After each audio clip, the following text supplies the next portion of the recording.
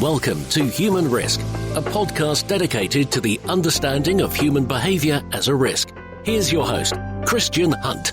Hello and welcome back to the Human Risk podcast. In this series, I speak to people that can help us understand human decision making. And my guest this time, Dr Andrew Ishak, came to my attention because of a video he'd recorded that was designed to show his fellow academics how to look more professorial when giving virtual classes. What begins like a video giving serious advice very quickly turns into a highly entertaining The Office-style comedy.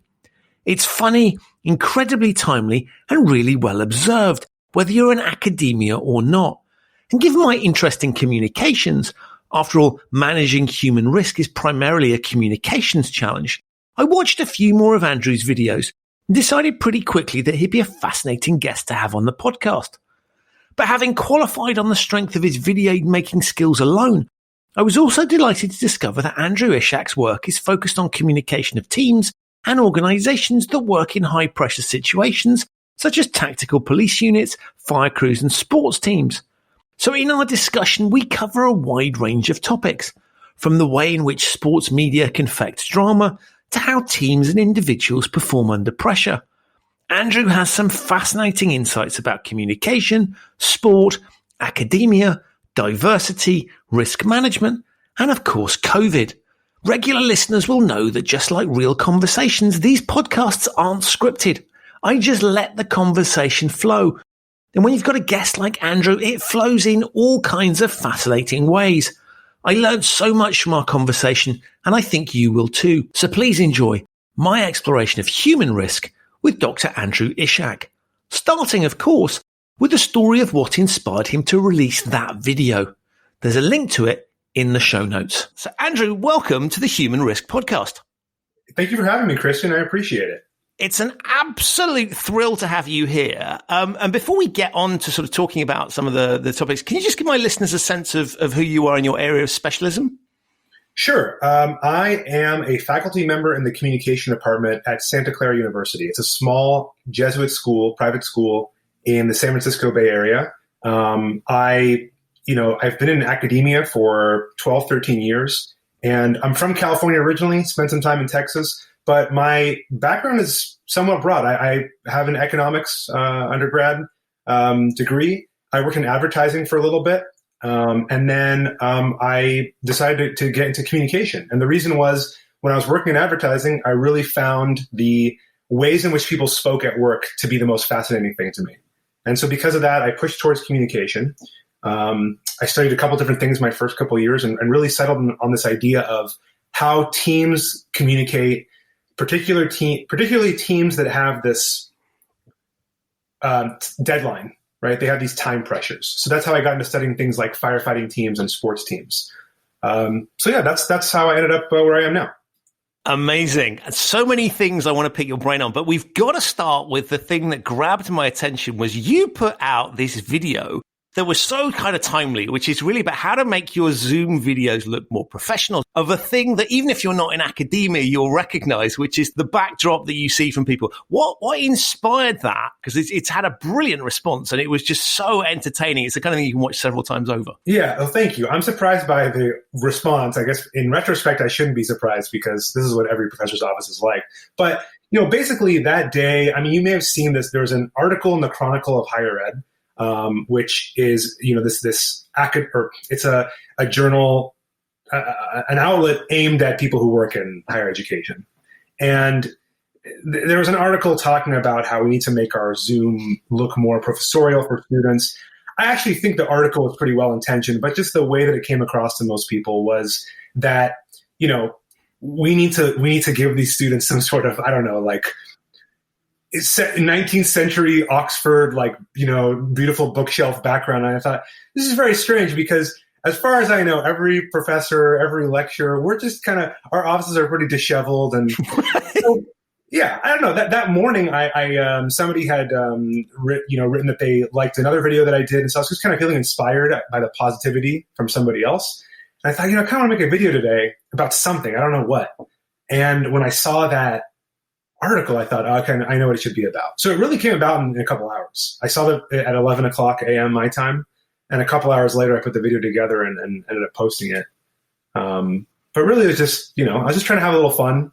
And I honestly thought it would just be for my friends. I really did not think that people would, grab onto it that much. And the bit I liked, and given you've explained it where it came from, that makes perfect sense. Was it's just so well observed because you've literally just kind of gone through these dynamics, and the construct of around this is a helpful video that will help you look more professional, and then you sort of you literally dissected. So it was in the genre of kind of stuff like The Office, where there's this pretense of seriousness. Yeah. But actually, we know that underneath you're mocking these kinds of things, and it was just beautifully done. So, well, thank you, Christian. My favorite thing to do, I like to be absurd as a joke. It took a while for my kids to understand that I'm always joking around with them, and now they don't believe anything I say ever. But I was just kind of having fun with something because I think it's good to poke fun at things that are not like too, not too kind of like innocuous, Okay, our offices are all messy. Let's just have a little fun with it. So that's what I was thinking. But I mean, there's a really interesting piece here, right? Which is sort of what it looks like in the background is some kind of statement around your quality of teaching. Yeah. Which is sort of utterly ridiculous as a construct. Yeah, I think the thing that is frustrating to me is, most people I know who work in academia, they're in 2-bedroom apartments, or they have their kids running through their house. Is the expectation that we are going to have this professional background like in our libraries or our studies or something like that? We're using I'm lucky to have an extra bedroom. We're very fortunate to have that. My wife works in our bedroom, right? I work in the extra bedroom. But, most people are like, the idea that they're going to be sitting there with some sort of professional background. We're in the middle of a pandemic here. Who's supplying my background? My university is going to give me a professional background or what? Because we're all in our homes and probably not that fancy. So I don't know. I thought it was kind of silly. Clearly, there's a point where your background could be unprofessional. Yeah. But it's kind of like, shouldn't you be spending your time focusing on your content? Yeah, right, exactly. Yeah. And I think it's like, people are worried about video quality and things like that. And they just make sure they can hear you and give them good information. That's all that really matters in the end. Right. And so how have you found this experience? Because you having sort of looked at some of your social media output and some of the other things, you're clearly an educator that enjoys human contact and you engage with people. And I've seen you've done some coaching and you've provided advice for people to sort of, coaching juniors at sport. Yeah. So this clearly is quite a big shift for, you've got the communication piece, but there's a big shift for you, it seems to me, in your style, which I think, clearly works very well in the physical space. And you, like your colleagues, have had to transform into this kind of screen-based persona. Yeah. How have you found that? Well, I have to say, I think something that a lot of college students and their parents may not understand until it's told to them or said to them is that instructors love to be on campus with students. You don't get into this job unless you really enjoy it. And so if we want to be there with the students, we want to have conversations, we want to see them on campus, we want to talk in between classes, and all that stuff's gone now. And so for us to move to the screen-based thing, somebody wrote in an article, a student at, I forgot what school said, this is like, I'm paying for glorified Skype. And on one hand, I want to say, hey, come on, this is like, you're still getting an education. But on the other hand, I know what they mean, because I do feel a little bit like we don't have that personal connection anymore. And that is the best part of teaching to me. So it's been kind of challenging. One thing that I have kind of tried to lean into is that I really like making videos. I've always enjoyed doing that. And I've always enjoyed trying to make things that are really concise and meaningful for people. Very unlike how I'm talking right now. When I talk, I ramble. But when I'm making the videos, I want to make these 3-4 minute videos that people can really learn something from. So I've actually enjoyed that challenge. I know a lot of instructors have not, because they're used to going longer and they don't have a lot of experience with video, audio, things like that. So that's the technological piece is challenging for a lot of people. It's interesting because you're not in the sort of traditional world. You're up against other kind of I was going to say physical experiences. I don't quite mean the actual physical thing, but sort of a live human experience. And now you're kind of there's an expectation that you've suddenly equipped yourselves with the skills to be amazing on camera, on screen, and that somehow every single academic will have taken on board stuff that professional TV presenters, the TikTok stars, all of these things. And there's this huge expectation that that's a massive learning curve. Yeah, absolutely. I mean, so I have a background in video editing. I know how to use audio equipment pretty well. I have an understanding of things like lighting because I've worked on this stuff before, and I teach public speaking. So my job is very well suited to making videos where we're trying to engage my students. And I know, I try to be smart about it. And I say, we don't have longer classes than 45 minutes online, even if the class would be 100 minutes in person, because I know what it's like. Imagine trying to be a math teacher right now. I don't know how you do it. I mean, if you don't have a background in this kind of stuff and you have to teach this material that really necessitates learning particular steps. If you do not learn those steps, you are in trouble, right? Because you're not going to learn them enough to go to the next level. I just can't imagine what that's like right now. That's going to be tough. Right. And of course, it's, as you say, maths isn't something that's sort of intuitive, right? If you spend a little bit more time trying to work it out yourself, you'll get there. You need help through those steps. Yeah. And of course, the skill set of the people teaching that stuff, the likelihood of there being an overlap with them being a breakout video star is pretty limited. It's unlikely. And a lot of people don't like to, they don't want to speak on camera. They don't enjoy it. Some instructors are worried about their students recording what they say, and it's kind of, you feel like when you're in the classroom with people, it's safer. But when you're doing something for them to be recorded, if you make one mistake, you got to re-record it. And I always tell people, don't do that. If you make mistakes, just keep going and just record your video. But yeah, it's tough. I think it's tough. Right, but that's a really interesting point, right? Because I always think the slicker the video, the more suspicious I am around it, right? Because you've spent time on the presentation, not necessarily in the content. And actually, some of the stuff that flies on social media is precisely, screw ups and stupid stuff and things that probably shouldn't work, human things.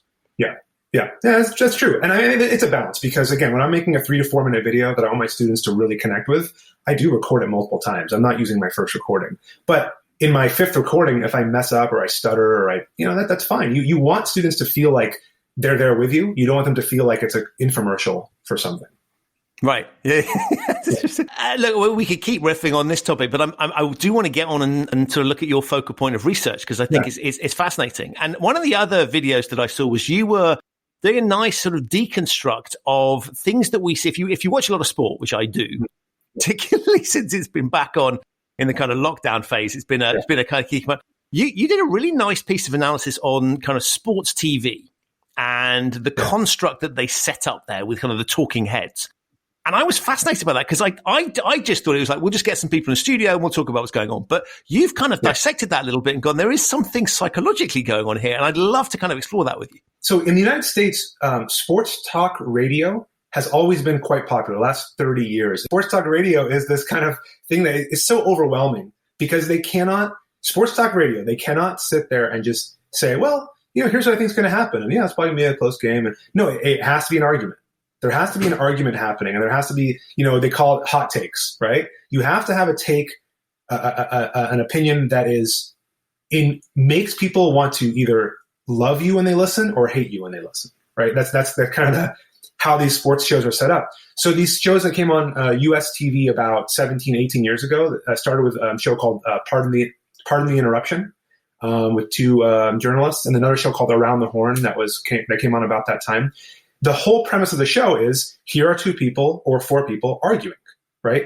They're having some sort of argument. You see it in politics as well. There used to be a show called Crossfire on CNN, where the goal is to argue, right? The goal is not to, actually say what you believe. And so, when it comes to something like, what did LeBron James do yesterday night? Is that good for the game?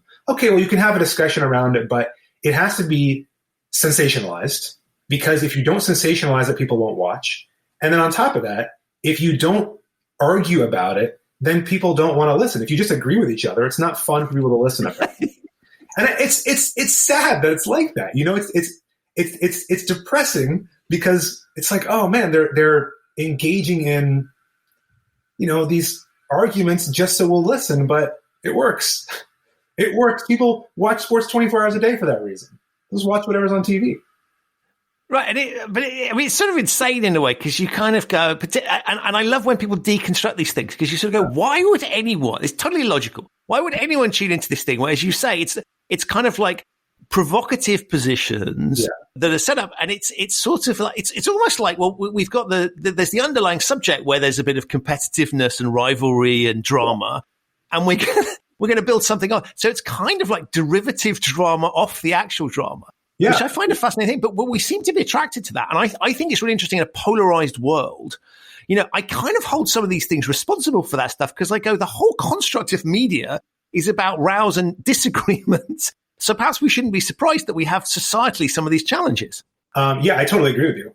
I agree with you 100%. I mean, that is just the fact that we have things like that means that people are going to sometimes take one of those positions, right? It's here in the United States, we have a channel called PBS, okay? So Public Broadcasting System. You don't see those arguments on PBS, but you see it on the channels that need to have the higher ratings. And, in the sports one, as an example, you see that the two people who are showing up to the sports show, one of them has to argue that, soccer is not a real sport, which is such a ridiculous position to ever take. I mean, who would ever take that position? But he's being forced to take it because he's being told at the beginning, take the other side of the argument, right? Whatever the other argument is, take the other side of the argument. It's so ridiculous, but that's what they do. They take ridiculous. They say something like, I don't know. I can't even think of an example right now, but it's just you would never argue that except just to make people go, what is this guy talking about? I better call in right now and tell him why he's wrong, right? It's just to get engagement. It's like you said, provocative. It's just to get engagement. It provokes you so that you get engaged. Terrible. Yeah, I mean, really dangerous societally. Yeah, absolutely. I mean, especially in politics, and we see it, I don't know how political I get on your show here, but we see it in the United States. It's been going on for, decades, but especially, with Donald Trump, it's become so much more extreme. I mean, we're talking about being provocative as a platform. That is his platform. Right. It's terrible. It makes things, we talk about being a divided country more and more because you have to take. I mean, he's the first president in our. I mean, as far as I've been alive, who actively says, like, I am fighting for my people who voted for me, and those who didn't vote for me aren't true Americans. I mean, he says stuff like that, and it's terrible. I don't know if it's not because he listened to sports talk radio. I'm sure there's other things going on, but that type of mentality has been kind of like fed by channels like Fox News and CNN, and to some extent MSNBC in the United States, that have done that kind of thing for years. And it's interesting because we're kind of copying you. So we're particularly in the UK with our kind of Brexit thing around the EU, we have this similar sort of view. So you're either with us or you're against us. Yeah. And so I find it fascinating watching this kind of polarization that's going on in the US, because we have a kind of, it does get pretty aggressive. I would say it's not quite as clear cut, but we're kind of moving in that direction. And it does worry me a little bit when I look at some of these things. And that's why I find the sport thing fascinating, because that is a context in which there is natural rivalry around, if you don't support my team, you're my enemy. And we kind of build these. And that can be a really powerful, positive thing, providing everybody gets on after the game. Right. And what I find really interesting is it's sort of making people, you potentially get into the space of kind of being a bad loser. A sore loser, and you can't get on with this, and you can't kind of the whatever the sort of societal equivalent of going for a beer with someone after the game. Yeah. Where you kind of be friend, you're fine. It's kind of competitive, and then you get. And I find that's really interesting, quite worrying that that's entering in the sports arena where you already have enough issues around sort of tribalization. Yeah, for sure. I mean, I think with sports, I mean, I teach a communication and sport class. We talk about what are the values of sport. Why do we even have sports? What is the point for society? And one of the values is that there is some sort of community, there is some sort of unity that occurs. The best sports environment in the United States. This is going to sound really bad, but when we were in the World Cup, men, now our women's team's fantastic. We're so unified as a country when our women's teams are in the World Cup because they're fantastic. When our men's team makes the World Cup, in those moments, then we're very unified, and that's great for that. And you see how cities can become very unified, but, that people it becomes part of their identity. And when it becomes part of their identity and somebody else is part of another group, they dislike each other for that reason. I mean, it's really quite sad. I'm also fascinated on the sort of sporting topic. If I look at I can paint a really positive picture. So I love watching sport. It helps, by the way, that my team won the Soccer Champions League last night, so I'm in a really good mood. But it's kind of, as I look at it and go, sport's a great thing. But there is this interesting side of it where we get some really negative things, where we get, kind of arrogance, and we get violence, and we get cheating. There's a whole load of really negative things. So when you pose the question, what is it good for? I can paint a really positive picture because I generally am not the sort of person that'll go out and smash things up if my team loses. And I get a positive look. So I kind of have this very rose-tinted view of it. But there is a dark side, and then you can add in the money being pumped into this thing for other nefarious. I mean, it's a fascinating thing. Should we be worried around that? I mean, you pose a really good question about what's sport for. I could paint a really negative picture if I started to think about it. Yeah, I mean, I'm the same as you. I have never rioted after a game. I've never burned couches like they do at Ohio State University when the American football team wins. I've never done that kind of stuff. I mean, I think one of the great things about sports is that it teaches you about winning and losing, and it teaches you about character, and you try to build character through sport. I mean, that's one of the things we talk about as one of the values of sports. Youth sports, we try to build character. What kind of character are you going to build? If you have a coach early on who's the kind of person who is going to be a sore loser, then as a child, maybe you're going to take after that coach, and maybe you are going to do things that we consider to be bad afterwards. I mean, I have to say, from March to May, I miss sports, but man, did I have a lot more free time to spend with my family. Yeah, totally. There's a little bit of like, I can sit here and be like, yeah, sports are good. But I also sat on the couch yesterday. I watched Champions League final. I watched the basketball game. I mean, I spent 4.5 hours sitting on the couch yesterday. Well, nothing to criticize from my side, right? Because I get it completely. But there'll be some listeners who go like, "What the hell?" Right? Well, firstly, they'll be going, I'm listening in to hear about the videos and the interest in why are you talking about sport with this guy. But anyway, we'll park that. If we've lost them, we've lost them. Yeah. But I look at it and just go, I sort of see that, and I find it fascinating as well, because you watch it's not just watching the game, right? Which would be in the case of football, my football would be like 90 minutes. It's like 3 hours worth of stuff for that one thing. But I love it, and I wouldn't change anything. But you're absolutely right. You said when it was off, it was like, I've got to do something else. It felt a bit weird, but it's a huge amount of time. And I don't know if the trade-off is there in terms of the emotional highs. Is it really worth it? Well, one thing I think about a lot is that am I being a good sports fan? So what I don't want to do is neglect my family to watch sports. And this is a kind of a separate issue here, but I want to make sure that if I'm watching sports, like for example, that I'm doing it in kind of a social way, right? I don't like when my kids are each on a different screen. I don't like when one kid's on an iPad, another kid's watching TV. I say, hey, be together, so at least you're together, or play video games where you're kind of talking to each other. Same thing with sports. I mean, I don't want to watch a sport and just sit there and watch it for a couple hours and not get the benefit of maybe texting with my friends and talking about the game, or saying, I play basketball and soccer, not very well. But the last 5 months, of course, we haven't been playing here in the United States. But, I like to look at it and go, hey, what could I learn from this person? Whether how to play on a basketball court, or whether how to be a good loser or something like that. So I always try to think about how could I benefit from this? Not just I'm watching for entertainment's sake. Right. And that's really interesting, actually. And I think there is a massively positive social thing. And I think it's been interesting, when you talk about some of the deprivations that we have in terms of sensory deprivations with the screen. At least watching a sports game, you're part of a bigger community. And obviously it's amazing when you're there watching it live. But there is something I think that's been quite interesting during the pandemic of sort of, we've been forced to watch it through the screen because watching it live was never an option. But that's kind of created an interesting sort of community around that. And so that's a fascinating kind of take on the piece, that it's built these sort of network and connections that has possibly helped see, some of us through some miserable times in recent months.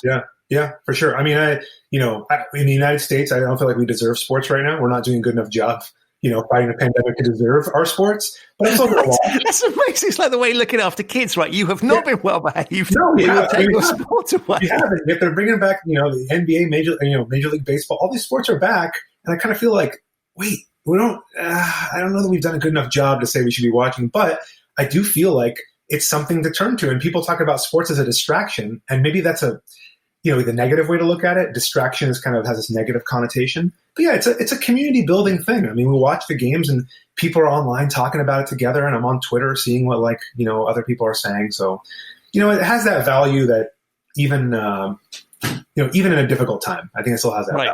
To bring us into your kind of research around teams, I mean, you talked about looking at teams that are under pressure, and it doesn't get much more high pressure, I guess, than being on a kind of professional sports team around that. Can you talk a little bit around the sort of research you've done in that space and what your sort of key interests are in that? Yeah. So, at one point I realized I wanted to study teams. I'm always fascinated by this idea that, a group of people can do more than the sum of their parts. And you get people together and they work and they click.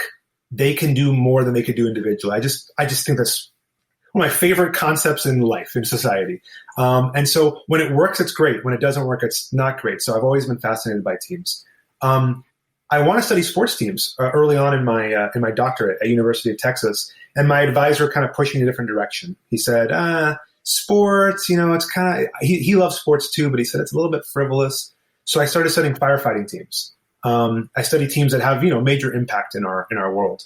I was studying wildfire teams. I was studying bomb squads, things like that. Teams that have to work together, high pressure environments. They have to get it right the first time. And, obviously there are a lot of parallels there to sports teams. Just like a firefighting team, sports teams can't redo their work. So they have to practice a lot to make sure that when they do it in that moment, it's done not perfectly, but done as well as they can do it. They can't be, they can't have poor lines of communication. They can't be, they have to be elite. They have to be really great. And so that's what pushed me in that direction, studying firefighting teams and then kind of thinking about how sports teams do it as well. That's really what my research is in, is how do teams communicate before an event? How do they practice before an event to make sure that in the event, whether it's fighting a fire, putting out a bomb, something like that, or playing a sports event, playing a game, how do they make sure that they do it right the first time in that event and communicate well in that event? That's essentially what I study. And you've published something recently, which I'm still working my way through, but I found fascinating, which is this idea that in order to be good at these things, you need to have experienced it. Yeah. But for many of these things, you can't experience it, because to experience it, it would either be artificial. So I'm thinking, sports people, it's all very well prepping them, but actually, unless you've played in that big final, it's really good. And as you rightly point out in your research, if you've got kind of firefighters, you don't want to put them in life-threatening situations to allow them to experience that stuff. You have to find other ways to kind of get them up the curve. And I think this is a really interesting idea that we talk about practice makes perfect. But of course, you can't practice some of these things. You have to experience them. And I was really intrigued by that. Can you talk a little bit around how that sort of experiential learning works? Yeah. So, practice is important, but all practice is artificial. The fact that it's practice or a simulation, it's going to be artificial in some way or another. So with firefighting crews, you can set a fire in an area that's, an abandoned building, and you can have them fight that blaze. But until there's that time pressure or that pressure of it being somebody's actual house, there's always going to be something artificial about it. So a lot of these teams have tried to design simulations in ways that are essentially low risk, but still provide a lot of the value of the actual events. And in the case of firefighting crews, you can't really set gigantic wildfires and have utterly irresponsible. Very irresponsible. So right now in the San Francisco Bay Area, we have 3 gigantic wildfires going on. 2 of the 5 largest in California history, actually, and one about 15 miles away from me. So it's kind of smoky over here. And you can't have people practice on fires. What they can do is they can learn while under the direction of somebody else, right? So that when they're kind of like a junior firefighter, they can learn a little bit more. And that's how people generally learn. But what you have to do is give them experiences in different ways. So you do things like tabletop simulations. They call them sand table simulations. You build kind of a 3-dimensional thing in a sandbox and talk about terrain and say, okay, well, here, if your resources are over here, what do you do in this area? Things like that. And you also do things like staff rides, which is they will go to a place where there was a fatality fire, where somebody died in a fire, and they'll actually walk through that space. So one of the most recent events was in Arizona in 2013. 19 firefighters died. A really just terribly tragic event. Wow. Horrible. But the value, and this is what firefighters have told us, they say we don't want them to die in vain. We don't want them to die and it was for nothing. We want to make sure we learn everything about that event so that that situation never occurs again. So what they have, firefighters will fly to that spot. They'll be walked through by a local crew to say, here's how the event went down. They go through in chronological order. And so in a sense, they're actually borrowing the experience of somebody else. It's not their own experience, but they're trying to put them as much in that situation as possible. Here's where they went. Here's what the temperature was like. Here's where they were walking. Here's the decision they made. And they try to really give them as close to the experience as possible, knowing that it's still artificial in some way, but they're really just trying to get, 95% of the way there when they can. Looking at sort of the effectiveness of that, how do we know that works? Because like I said, I mean, theoretically, it makes a heck of a lot of sense, and I get that. But I also know that if I look at the closest thing I've ever come to that, fire drills would be a good example. So theoretically, I have been walked out of a building but it's kind of, and partly because every time I've participated in, the people running the exercise haven't taken it massively seriously. And but there is a sort of sense there that, that sounds great. But how do we know that works in practice? I mean, I guess we don't. I think that's the tough thing, that there isn't really a better solution. It's the best solution that we have generally to get people as close as possible in a low risk situation. If I think about some of my teaching, I teach public speaking. And if you want to say public speaking is different than firefighting, you can, except that people still get incredibly nervous about it. It's, it's very scary to a lot of people. And in public speaking, we talk a lot about how you have to practice a lot, but what you want to do is you want to change your kind of mental approach to all of this. You want to make the simulation feel as much like the actual event as possible, which means I tell people, put on the clothes you're going to wear when you actually give the speech. Make sure that you are speaking in front of people. Don't speak to an empty room, because you won't be speaking to an empty room. Don't say, I have the speech in my head. That never works. You have to actually say it out loud, right? And then I tell them, have things go wrong. Drop some of your note cards and see if you can get through your speech without your note cards. And so there's all these elements of practice that you can throw in. You can, they call it I'm kind of switching genres here, but this is really how a lot of groups do it. They look at like improvisational jazz music. They do something called making a save, where they'll play the wrong note and then try to get back on key. And that's how you get better at being an improvisational musician. So you can take things from different genres and you can try to simulate, okay, what's going to happen when you feel that those, the nerves, right? What's going to happen when you feel scared? How do you simulate that part of it? But yeah, you can only get as close as possible. You'll never get the real thing. And I don't know that you could say it absolutely works, except that, the people who go through boot camp in the military, so the people who go through a really difficult military training, probably are more prepared than the people who don't, right? They generally won't be as nervous by their first helicopter flight into a combat mission. Right. Yeah. So the firefighting one is interesting because it's so there's the real there's the skills that you need to learn, and then there's the psychological piece. How we react under pressure, we don't know until we've been put in that situation. Hence your point around practicing. What lessons have you learned around what stressful situations do to us and how we can master that? Because I think this for me is fascinating. As I look at more and more of us are being placed in stressful situations, or what we think are stressful situations. Yeah. And I thought your point around you can't compare A with B is interesting because it's all down to personal experience. What's very stressful for one person might be super easy for another, and vice versa, possibly. Yeah. Well, yeah. So I would point to 4 or 5 things that can make a big difference in terms of how to help people deal with the stress and the stressful situations. The first one is the most obvious, and it's just experience. The more experience you have, the less nervous you're going to be in a situation. I mean, that's just, everybody knows that, whether it goes for public speaking or firefighting or sports or something like that. The second big thing is practice, but not just full practice, also practicing things like what are called minimal structures. So let's use a firefighting example. If I know how to do a particular thing really well, so let's say it's digging a fire line when it's really hot. So a fire line, they use that to stop a wildfire from spreading. They like dig up all the vegetation and all that stuff. If I know how to do that and I've practiced that regularly and it's second nature to me, then when I get into an experience where I feel like there's going to be stress, but that experience is second nature to me, I can do it without thinking. Very easy. The same reason that a basketball player should practice a particular move over and over again until it's second nature to them. So they can kind of throw in that, what they call minimal structure. They can throw that in and make that a lot easier for them. So practicing is really important. I mean, people don't, they don't deny that practice is important, but we don't think about the way in which we practice as being important. And it is really important to practice things like minimal structures. The third thing is making sure that you are practicing with the people with the people that you're going to be doing it with. So simulating kind of like the mental aspect of it.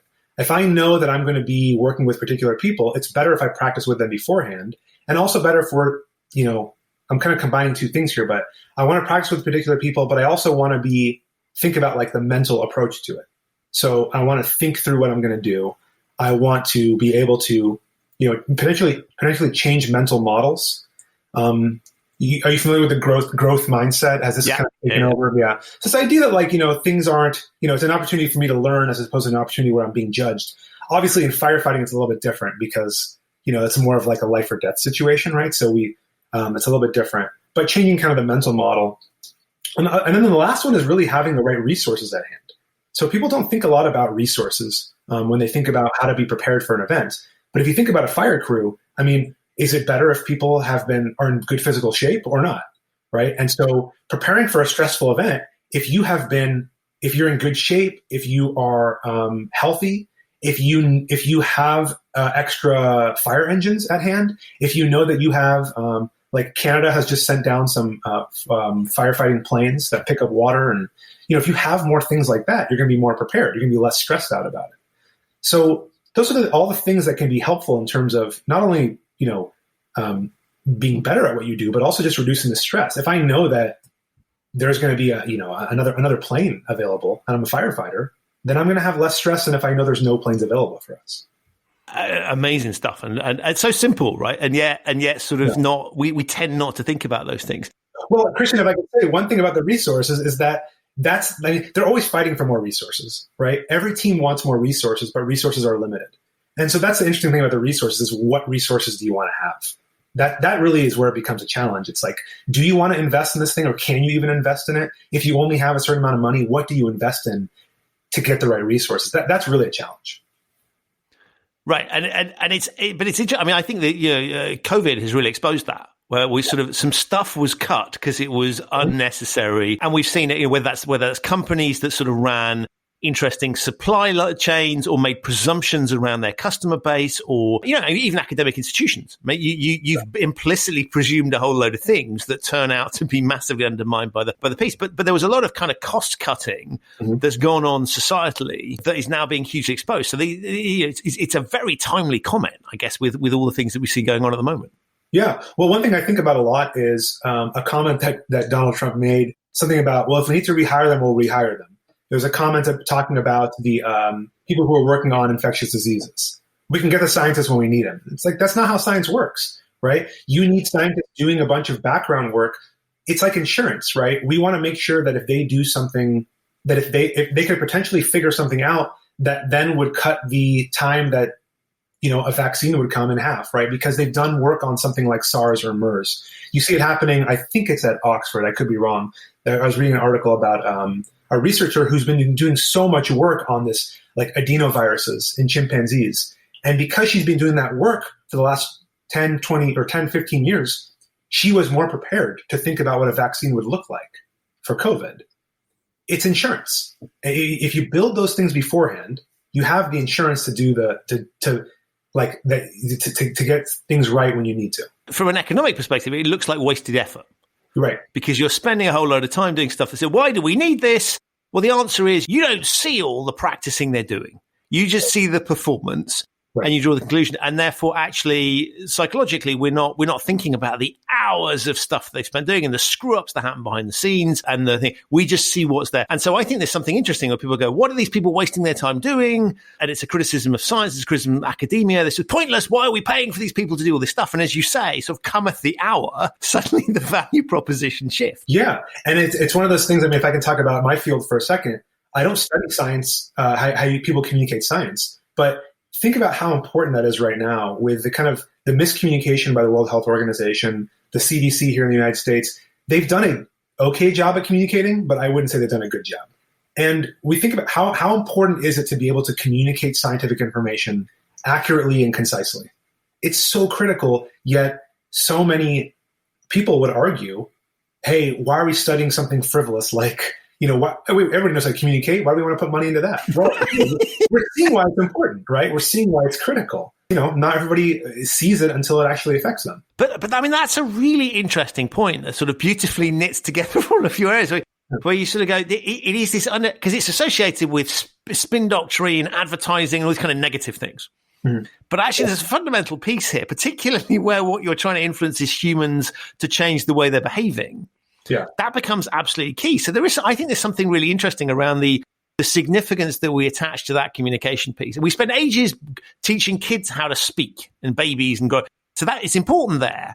But then we stop for a while. It becomes less important. And so it's very interesting that other discipline that you have around the power of communication and how to get across to people. I think we're seeing now how hugely important that is. And it's probably undervalued in everybody's education to an extent. I would argue that's the case. I mean, easy for me to say because that's what I study. So easy for me to say, communication is totally undervalued. But I mean, I think there's the assumption people know how to communicate. Right. Oh, you know how to communicate at the age of 15, 16? Well, you know how to communicate. I can say at the age of, I'm in my 30s. I've been a teacher for 12, 13 years. I have so much to learn about teaching that I don't quite get. Obviously now, especially, things have changed quite a bit over the last 6 months. I need to figure out a lot more about teaching. But the idea that we don't have more to learn about how to communicate is ridiculous. We always do. Right. So Andrew, when we think about what's going on in terms of the pandemic, how do you kind of think about the risks that are posed to that? Because it's putting a lot of stress on all of us. Yeah. Well, my wife is a scientist. She's really in tune with what's going on with a lot of the research on coronavirus. And we have a conversation about risk every day. It's sometimes planned. Sometimes it's just before we go to bed, we say, hey, let's just talk about what's going on. We want to update our information. I do not want to be using information from March or April to make decisions right now because we have been very careful. We've been very responsible. We live in the most strict county in the United States with regard to coronavirus, Santa Clara County, one of the first counties to have lockdowns in the United States. And it's pretty strict. And so what we have done over the course of the last 4 or 5 months is every night we say, okay, what's going on right now? What's the research we read today? What did you find out about, the idea of being outdoors with people? Or what are the number of cases in our area? We talk about it all the time because what we don't want to do is make decisions based on bad data. So we do talk about risk quite a bit. We know that the risk is lowered when there's better treatments. We know the risk is lowered when we do certain activities as opposed to others. Let me give you an example. My parents live about 8 miles away. They have a nice big backyard. We have not been in my parents' house for the last 6 months, but we've spent 2 nights a week there, eating dinner because we sit in the backyard. Because what we've read is that outdoors, the risk is incredibly low. So we sit outdoors, we sit more than 6 feet apart, and we're able to spend a lot of time with them. Now, my mom, being the grandmother, she's like, can we have the kids come inside? Can we have the kids come inside? I say, listen, the risk reward just isn't there for us, right? So we're going to add a risk of kids going indoors with you. But what's the additional reward we're getting out of that? It's that they're indoors versus outdoors. We live in California. We have nice weather. Yeah, you're not living in the UK. Right? Yeah, it's 85 degrees. I don't know what that is like. What is that, 27? That's hot. That's like ridiculously hot by our standards. Okay, yeah. It's 85 at the peak of the day. It's, I guess like 17 centigrade at night. So really kind of nice weather. We don't have terrible weather except for the last couple of days. We had some thunderstorms. But the point is that we want to think about what the risk is because we don't want to do something silly. We don't want to do something that would be risky or irresponsible. And at the same time, we don't want to live our lives like it's March or April right now. If we lived our lives like it's March or April, we would be taking zero risk. And as humans, we don't take zero risk, right? We drive in cars every day. My wife is taking a risk by going to work every day, but she works with animals, so she has to go into work. So we do take calculated risks. And so the idea is, how can we make sure that we're basing our calculated risks on the right data? This is something I thought about in terms of who I surround myself with in life. So we're going through something pretty difficult right now in 2020. And I don't talk about this a lot with other people. I don't talk about it with my wife, but I like to be around ethical people. I like to be around people who I consider that when things are bad, they're going to make the right decisions. That's who I want to be around. So I'm not interested in being around somebody who seems kind of morally sketchy, that when things do get difficult or, they're pressed up against the wall, they're going to make a decision that I wouldn't find to be ethically responsible. And that's something that really gives me a lot of comfort right now, that the people around us and the people that I've talked with, my friends are generally making good decisions, right? The friends that we surround ourselves with are making good decisions about how to deal with the pandemic. I see other people are not. in my opinion. People are taking crazy risks, and they're living their life as if nothing's changed, as if everything's still the same. And, for that reason, I think it's important to, if you're staffing a company, or if you're, going to a workplace, or if you're going to surround, pick who your friends are, pick who you spend time with.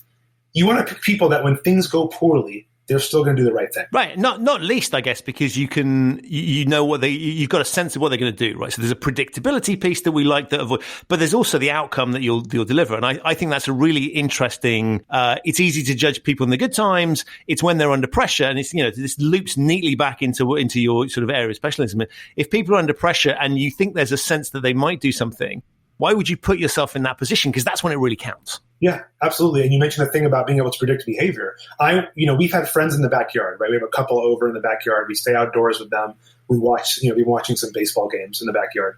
I want to be able to predict what their behavior is when I'm not around them. I want to know that for the last week they've been doing things that are, pretty responsible. So that idea of predictability of behavior, it's actually makes your life less stressful. Actually, the thing I love about my wife the most is that she never stresses me out. She's very predictable. I know what she's going to do. There's no drama with my wife. Just everything's just very she's going to say what she wants to say. And I'm like, that's it. There's no hidden meaning. I know she's going to make the right decisions. And I love you, Heather, if you're listening.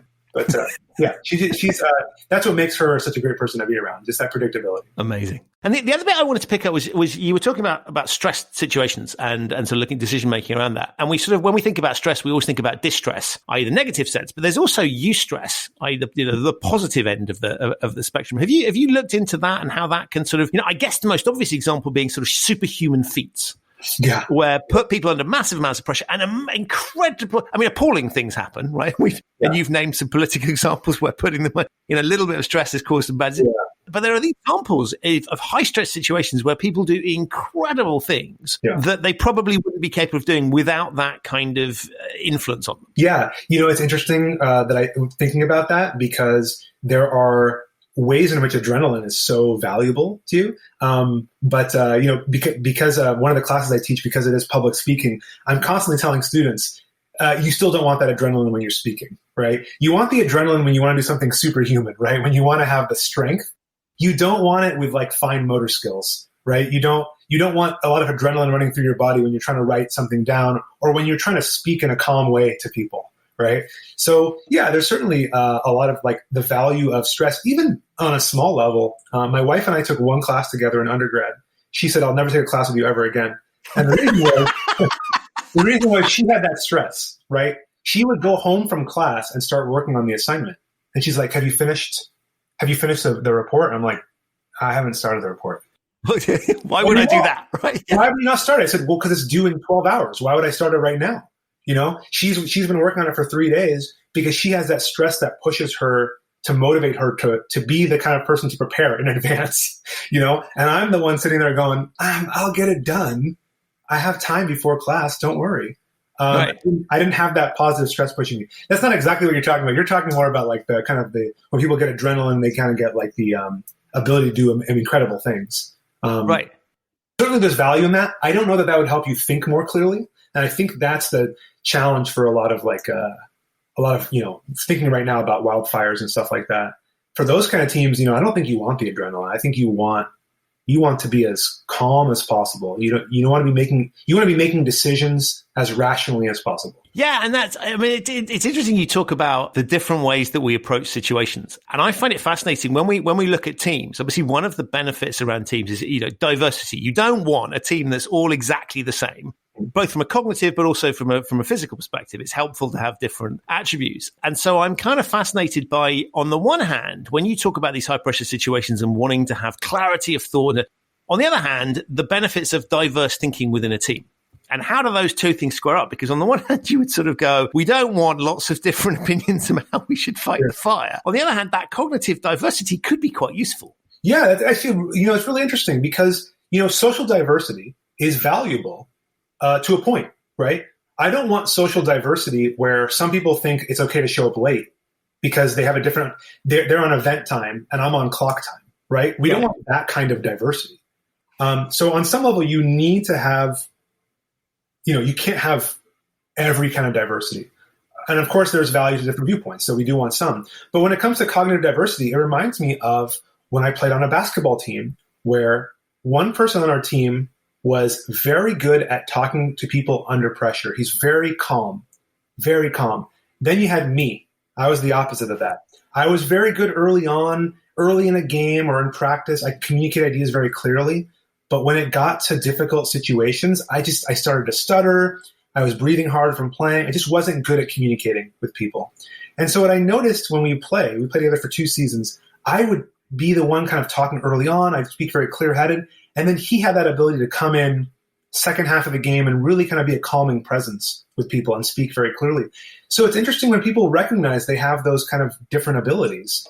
You want people like that. You want people who are going to push you early on, who are going to say, let's get this done. The people who are kind of, what's the word? What's the appropriate word to say? People who work ahead of time. The people who are getting you to work early. But you also have people who are the who are as cool as a cucumber, right? Who can kind of show up and be like, it's all right. Let's calm down. Okay, we've got an hour left. Let's talk about what we're going to do, right? Who just never get stressed out about this stuff, who are really good at working under pressure. And do we have a sense of why people are so different around these things? Because it's kind of, it's almost surprising in some respects that you have those very extreme different forms of reaction, because, I can see that some people have different types of personality, but it's fascinating to see people under pressure reacting in very, very different ways to the same stimulus. That's a great, it's a great question I'd like to know the answer to. I know that when I was younger, I had a lot of anxiety around sports. And now when I play sports, and I may play like a couple, play like a church league and things like that, zero anxiety about it. Obviously, it's just a church league. Who cares? But I used to have anxiety around it, right? Because I'd be nervous. I don't want to perform poorly. But it's just the experience and the change in my mental approach to it. I mean, I guess what I would say is I don't know the answer to your question, but I know that people can change, right? Just because right now somebody feels, they have a certain personality, they feel anxious around particular events, doesn't mean it'll be like that forever. I mean, you can change your mental approach to things like that. Be kind of weird and disappointing if you couldn't, right? I love this idea that this sort of have this. You are this type of person, and you kind of get told this by someone at some stage in your life that you're this. And I was musing with someone the other day about sort of exam results. And we have this, I don't know if this is a global thing, we have this obsession here in the UK where sort of, you're required to disclose your exam results from, what exams you did when you were age 16. Yeah. And how you performed on that one day when you did that has no bearing on your ability to do a job at age 25 or even 30. And there was a guy, I think, who was like 40 years old who was being required to disclose exam results. And it was this fascinating idea that sort of that defines you. And as you say, we're these kind of fluid, flexible molds. And I think there's something really interesting that we sometimes forget that. Yeah. And it's sort of, we're defined by certain incidents and certain things that can scar us for some time. Or we can get overly confident because we happen to do really well at one point. And I find that kind of interesting. Yeah, well, I would almost rather have worse exam results at 16 and be the same person right now than have better exam results. I'd rather almost show that I can grow rather than looking back at what I did when I was 16 and show that I've always been doing really well. I'd want the potential for growth. So that is interesting. I have been hearing here in the U.S. about some sort of grade confusion in the U.K. recently. I didn't quite understand. Oh man, yeah, this is a really interesting topic. Actually, this is so basically because they couldn't sit exams. They just it was not safe to sit exams. What we're going to do is so they got teachers to assess pupils. And that was all good. But because humans are unreliable, we will stick all this stuff through an algorithm. So they then produced this app. And the algorithm was incredibly badly programmed, and it kind of discriminated against people who went to less high quality schools. And so there were silly little things in the algorithm that said, if somebody last year had scored a particular grade in your class, somebody in that class had to get that same grade. So if you had one of your pupils in the previous year had an unclassified, done really badly, classified, somebody this year had to get the same thing. So it had all a tremendous societal, and it was kind of blindingly obvious that, you need to, if you're going to run this stuff through an algorithm, make damn sure you understand the negative. So they put all this stuff through. It, surprise, surprise, it produced some hideous results. Loads of people were disappointed. So they then had to go back to the original teacher assessments, and they basically caused massive distress for people. Brilliant example of how algorithms are not perfect, and we need to be very careful about how we use them. So there was this, the other thing was awesome, totally avoidable, totally foreseeable, totally avoidable. Yeah. And precisely what you don't want at a time of maximum stress for people in this environment. So yeah, it was a complete disaster. So they've kind of unwound every single thing they did. It was a masterpiece of political chaos. Oh boy, yeah. That just sounds terrible. I can't even imagine what that would be like as a student or as a parent to know that an algorithm has decided your kid's right. crazy. Yeah. It's sort of, why have I bothered? Right? Why have I bothered doing anything? And of course, what I find interesting about it is you sort of go, if you did really well under the system, there's an accusation that, well, you only did well because the algorithm. If you've done really badly, kind of like you've just done really badly. So there's sort of, I don't think anyone's kind of coming out of that situation feeling massively good. No, that's no good. That is no good. On that note, though, I have had a really hard time grading people right now, so I can kind of understand. I mean, it's tough to grade people in the middle of a pandemic when we're doing everything online. It's really hard to evaluate people well. So I get why that situation would come about. Obviously, I would never use an algorithm to try to determine grades, but it's tough. So, sort of rounding this piece off, I mean, if I look at, we've talked about sort of operating under pressure. You talked about some of the challenges being. I mean, how are you kind of coping yourself through this situation that is throwing huge amounts of pressure and challenges at you? The thing I keep pointing to is human connection matters, and I am very fortunate to have 3 good roommates, my wife and my 2 kids. We get along very well. My kids are the right age for this. I mean, I don't say we hit the jackpot. That's not the right thing to say. But we kind of, my kids are 11 and 8. They're not yet old enough to be angry at us all the time and be demanding to leave the house. They're not young enough where we have to watch them. My kids are literally both in class right now. My wife's at work. Like, they can take care of themselves. So that I've been very fortunate about that. So I don't feel like we've had the major stress that a lot of parents have had. And I don't feel like we've had the major stress that a lot of people who maybe live with people they don't enjoy being around have had. So very fortunate in that way. And we're just trying to remember the things that we do have. We're fortunate to have a roof over our heads. We're fortunate to still have our jobs, my wife and I both. And, we can still talk with our friends. We have to do it over Zoom and stuff like that. Sports are really big to me. I'm trying to play sports where I can. I've been playing tennis a lot, a good socially distanced sport. I invented a game called Noodle Ball, which is on a basketball hoop, but you use a pool noodle. You know what a pool noodle is? Yeah. To defend against the person you're playing against, so you keep your distance, and we kind of just shoot around. It's basically like a shooting game in basketball, but we want to get it back out there and play. So I just invented this game where you play the pool noodle. So I'm trying to keep my sanity in that way and go for a run when I can, even though I hate running because it's just boring to me. But I'm so pleased you said that, right? Because you're supposed to think running is exciting and fun. No, I kind of say they go, I'll do it begrudgingly. Yeah.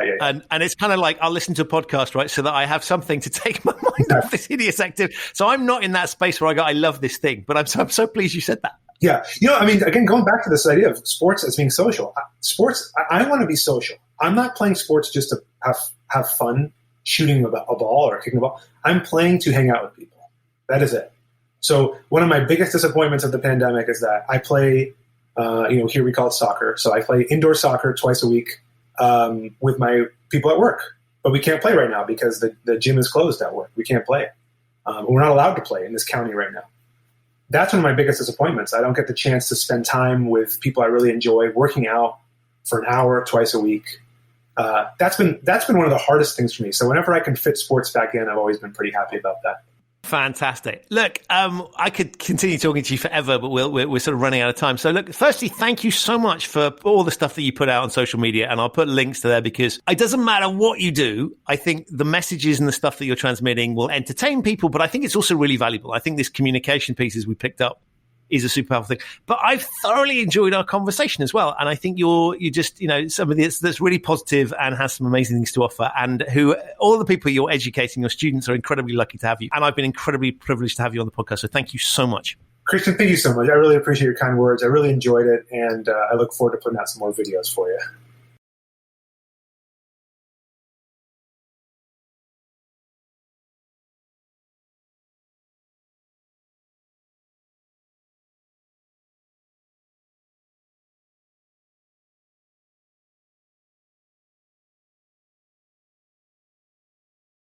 So that's it for another episode of the Human Risk Podcast. My massive thanks to Andrew for appearing and to you for listening. To find out more about Andrew's research and for a link to that video, have a look in the show notes. There you will also find details of some of the other work I'm doing in the communications field, particularly the Compliance Communication Toolkit. If this is your first time listening to the Human Risk Podcast, you're welcome. you can subscribe wherever you get your quality audio content. It's on all of the platforms. If you're not already subscribed to the Human Risk newsletter, you'll find details of that and the Human Risk YouTube channel in the show notes. I'll be back very soon with another episode of this podcast, but in the meantime, stay safe and thanks again for listening.